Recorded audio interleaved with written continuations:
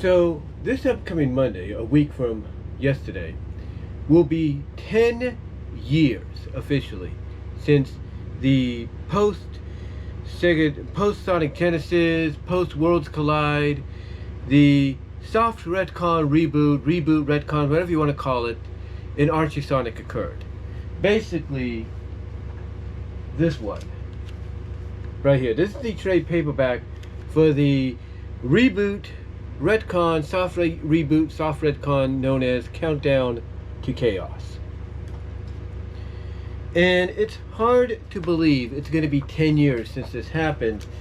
And I've talked about it many times before, and others have talked about it as well, but it's still hard to really fathom when you get down to it. It's really hard to fathom the fact that, this all came about because of the fact that one of the lingering, if not controversial, things that happened behind the scenes was former head writer or contributing writer, whatever you want to call him, Ken Penders, behind the scenes wanted to take Archie Sonic to court over, royalties, over ownership of certain characters and stories and so on.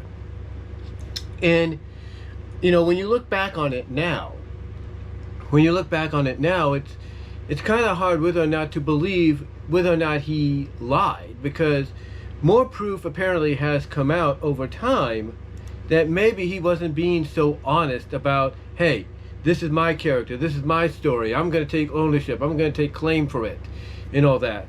Maybe some of that wasn't necessarily true, but because it was such a convoluted mess behind the scenes, basically Archie Sonic, basically Archie Comics, I should say, and Sega by extension, felt like they had no other choice but to, change things up, or at least, put the order out that, hey, we need to change things. We have to do something that's going to, remove, what Ken Penders created and other artists and writers created, and help us center on basically what we can use, character and story-wise and plot-wise and all that. And lo and behold, we ended up getting the reboot. Now, the reboot actually started, and I didn't bring this one out, but I'll bring it out right now. The reboot actually started because of this. This is the Volume 1 of the Worlds Collide crossover, which essentially was, the first time that Sonic and Mega Man had ever crossed over. They did do one called Worlds Unite. Which was a follow-up that took place in the soft reboot retcon continuity of the book, but then basically was wiped out of existence. Kind of like how people complain about how all of Sonic Prime and its continuity was wiped out of existence, essentially, basically made meaningless, I should say, with the ending of the series. So as far as we know, the ending of the series. And that's how Worlds Unite was, the sequel to Worlds Collide. But, that's how it all started. That's how it all started with, with that crossover.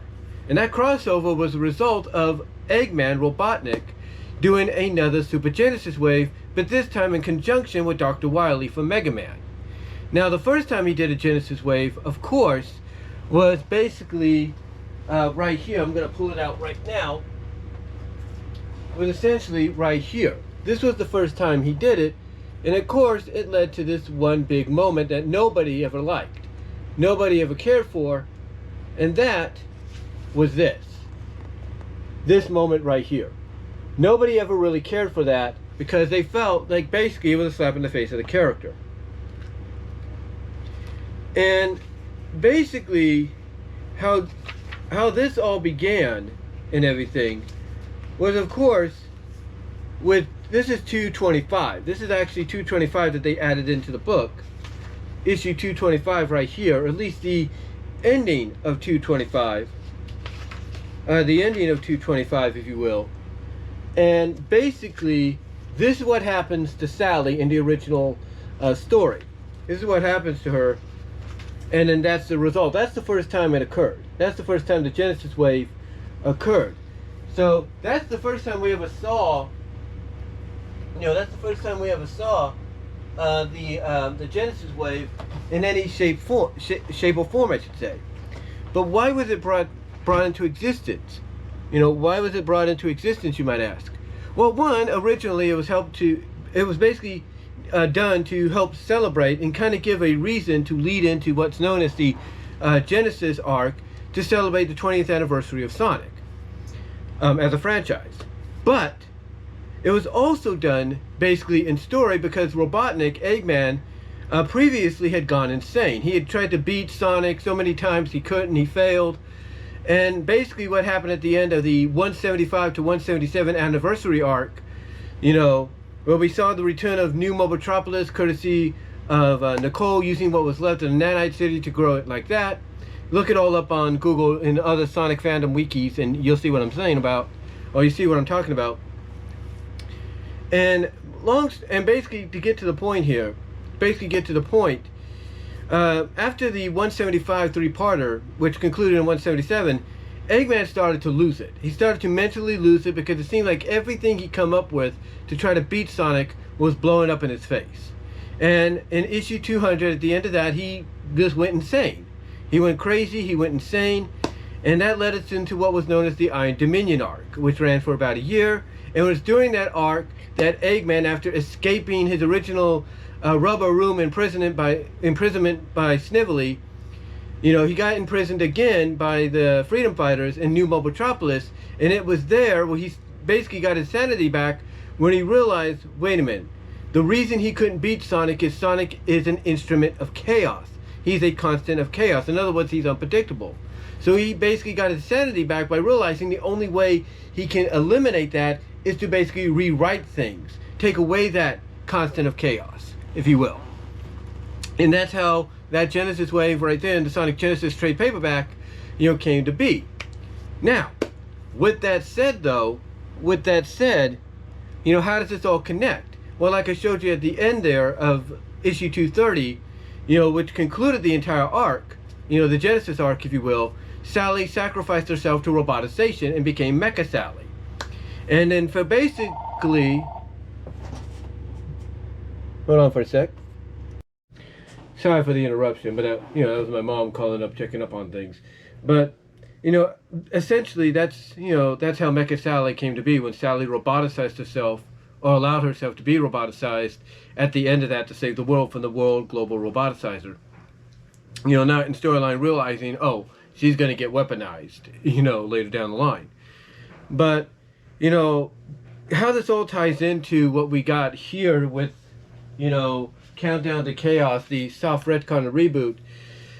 Basically, Ian Flynn had this all set up in his mind. He had this all set up in his mind of what he had planned. He had it all, situated. I'm assuming he had it all situated, all figured out of, how he was going to get from point A to point B, if you will, at the end of it.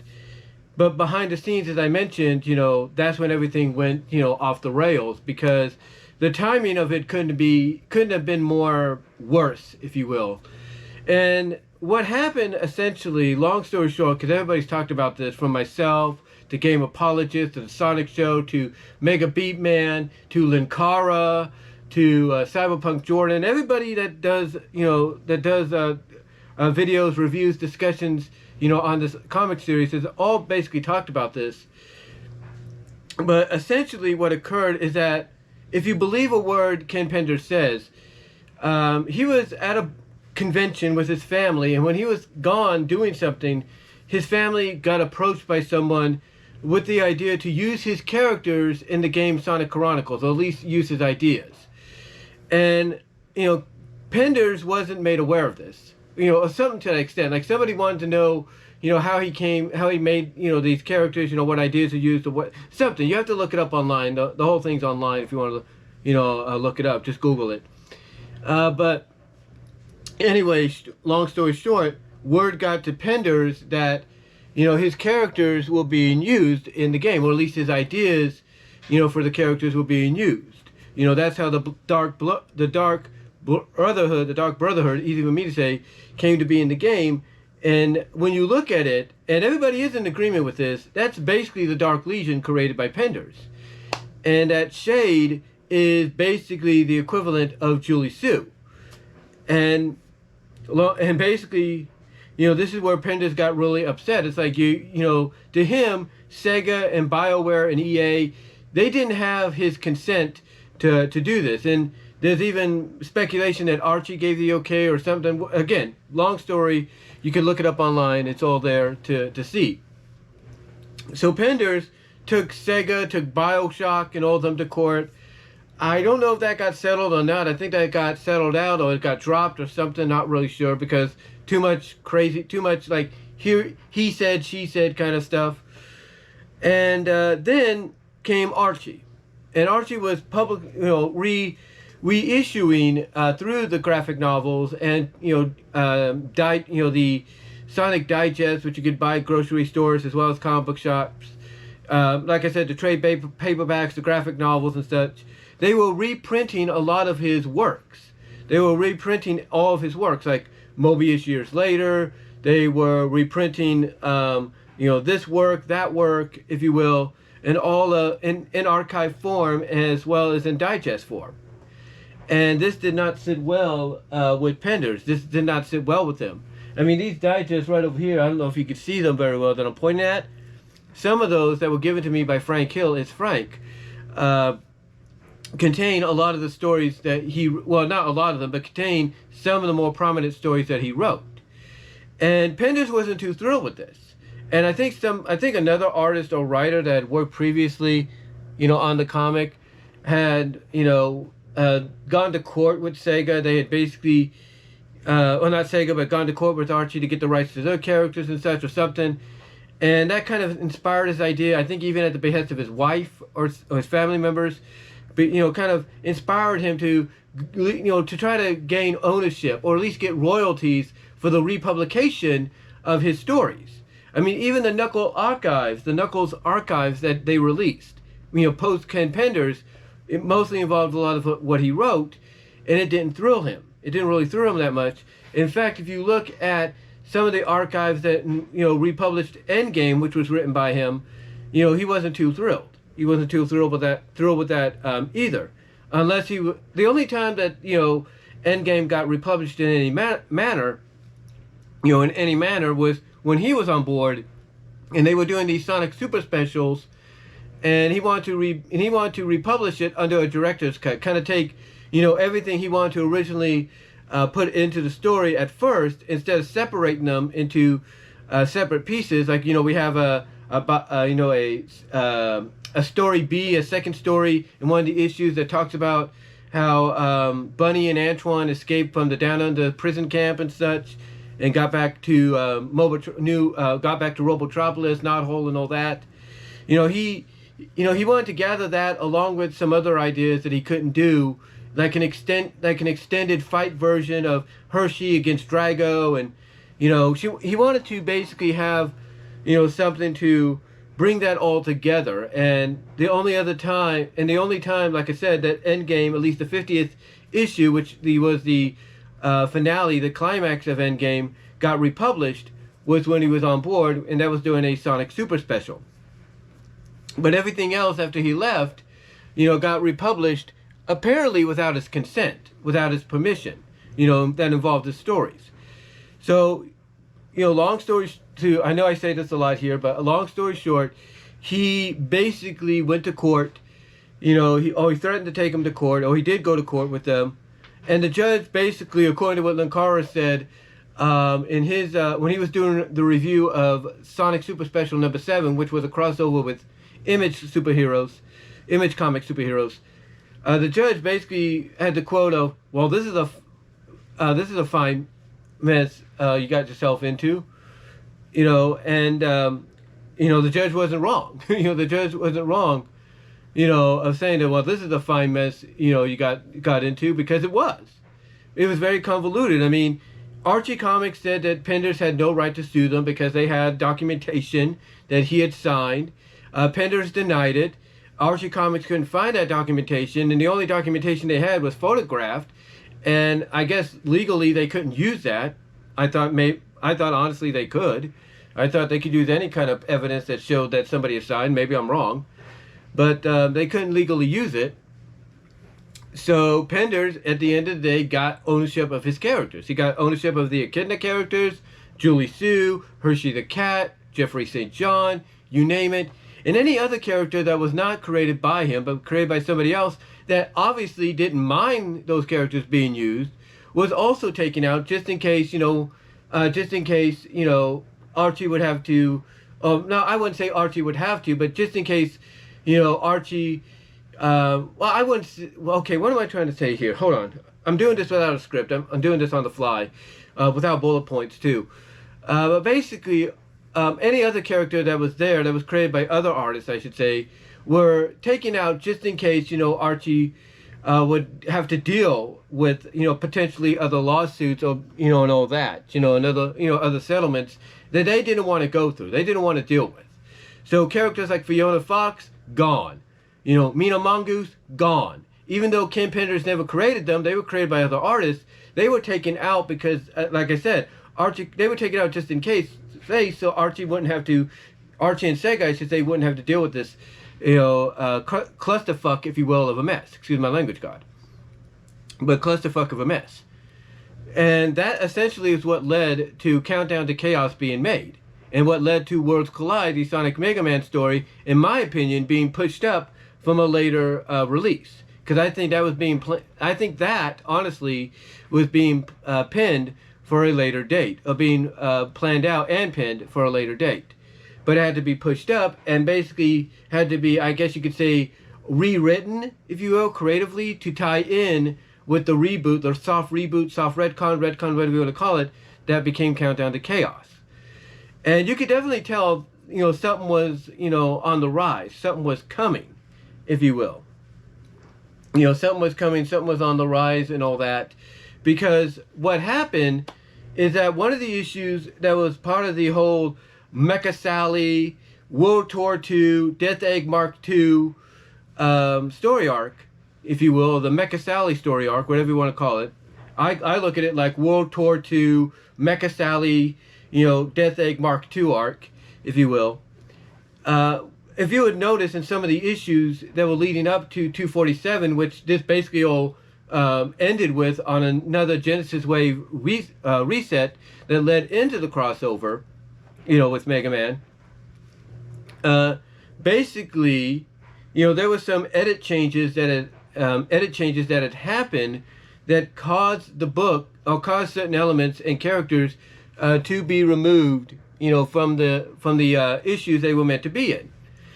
For example, when in one of the issues where Sonic and his team, Team Freedom or Team Fighters, whatever they call themselves, met up with Lita and Lyko of the Wolfpack, the pink Wolfpack twins, if you will. That was originally meant to be Hershey the Cat. And Hershey the Cat was supposed to meet up with them and reveal that she had been undercover the whole time as part of the Dark Legion in that area. And that's why she couldn't communicate with, Jeffrey St. John. But because she was created by Ken Penders, they had to rewrite that because they had to take her out. Julie Sue was on the cover of one of the issues, on the bottom right-hand corner of the cover, standing back-to-back with Amy Rose. That cover got reprinted, and Julie Sue was taken out. And obviously you could tell that some of the font and some pages had been changed and taken out as well in certain issues that followed, because of the fact that the lawsuit that Ken Penders had run had essentially removed these characters from being used, for the story. So you could definitely feel that something was amiss. But by seeing this, you also knew something might be on the rise. Like something was going to change, and maybe for the better, maybe not.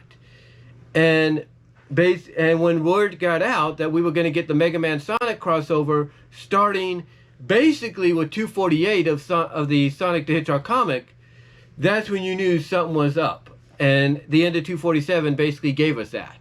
The end of 247 basically gave us that, and away we go. Away we go. And for the next 4 months, we had issues. We had Sonic the Hedgehog issues, Sonic Universe issues.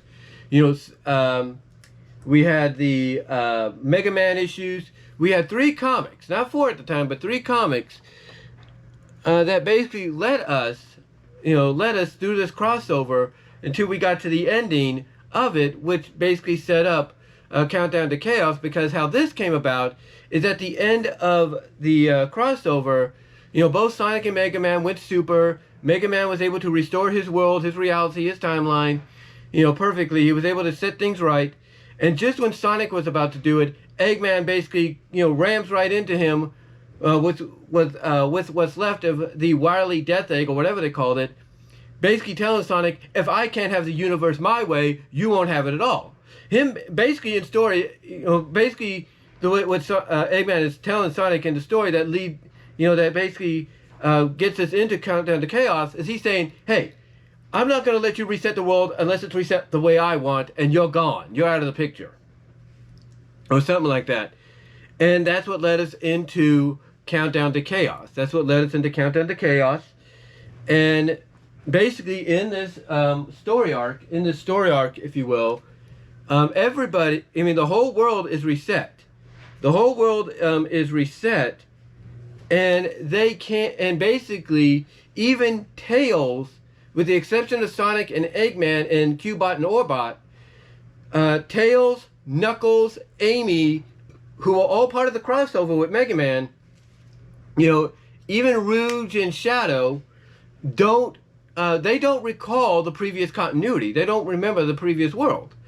And it takes Nicole, Nicole here, it takes her to basically do this when she gets touched by the characters and resets their memory, and basically resets their memories and gives back, and basically they're allowed to, you know, remember the old world. Like now everything is connecting, you know, and it's basically something that happens throughout.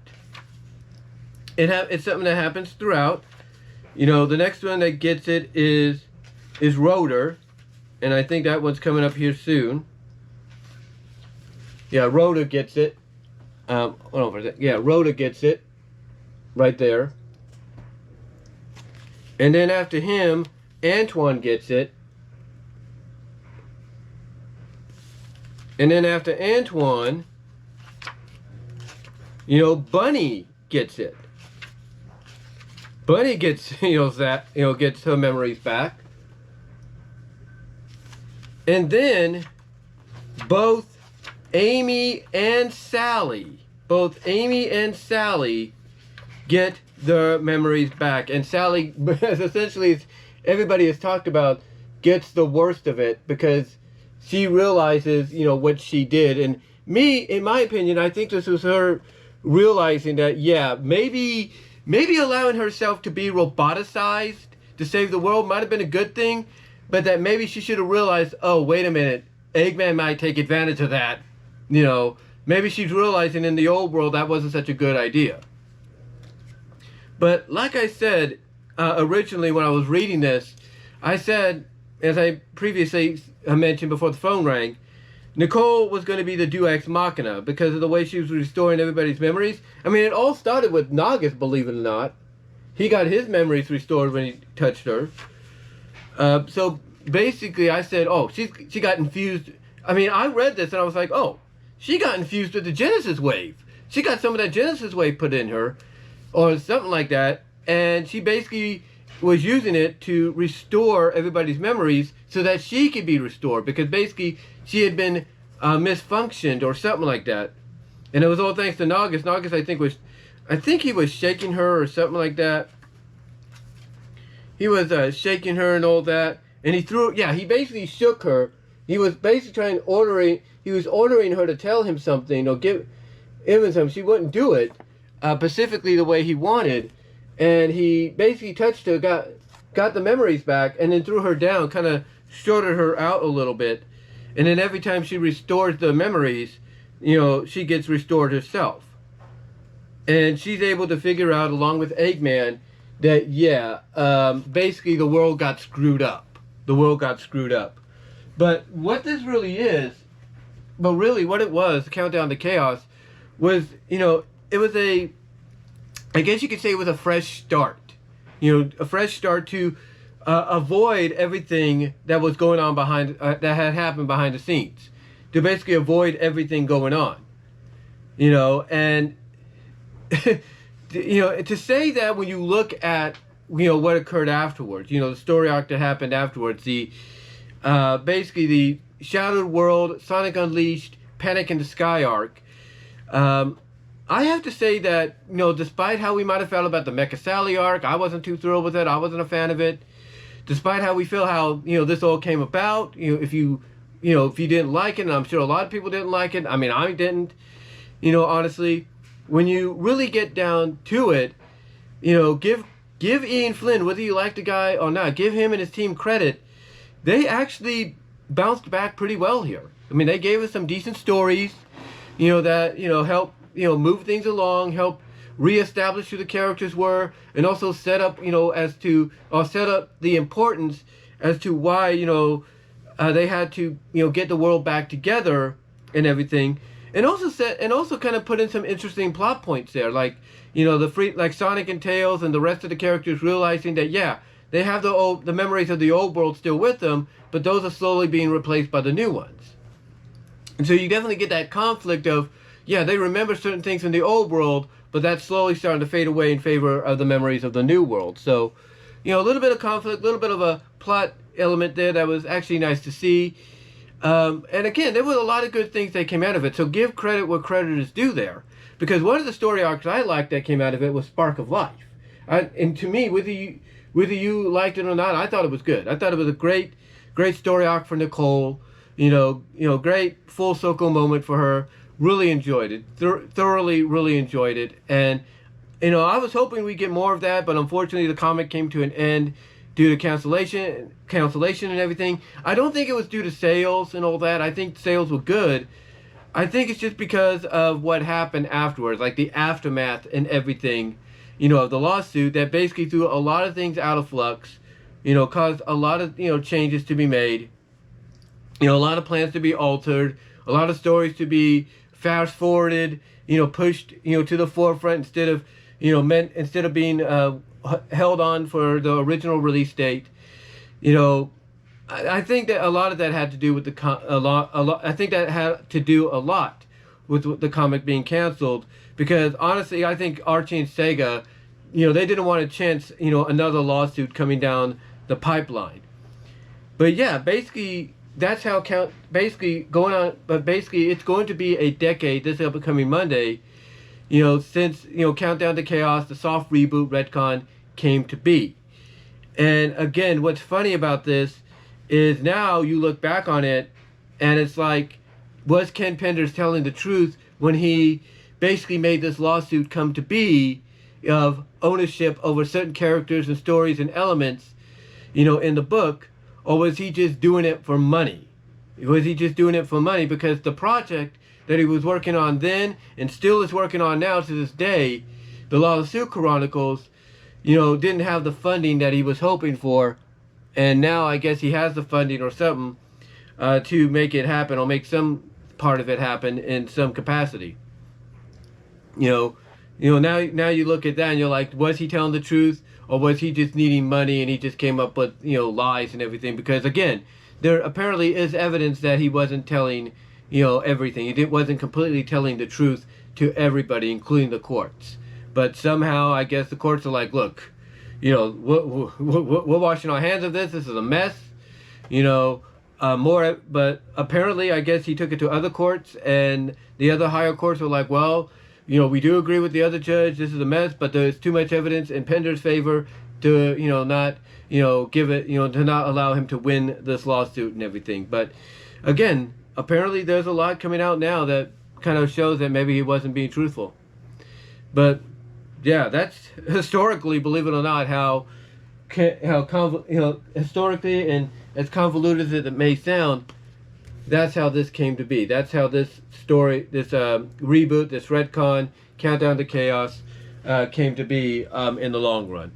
But let me know what your thoughts are, guys. What are your thoughts on this whole situation? I know I sound like I rambled a bit. I do apologize, but give me your thoughts overall.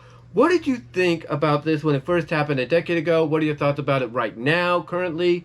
And do you think maybe Penders was not being so truthful, you know, in his ownership of certain characters and elements of stories and all that? And do you think maybe he was just out for money? Let me know down below in the comments as well as in the live chat during the premiere. Like the video, and until then, I am out.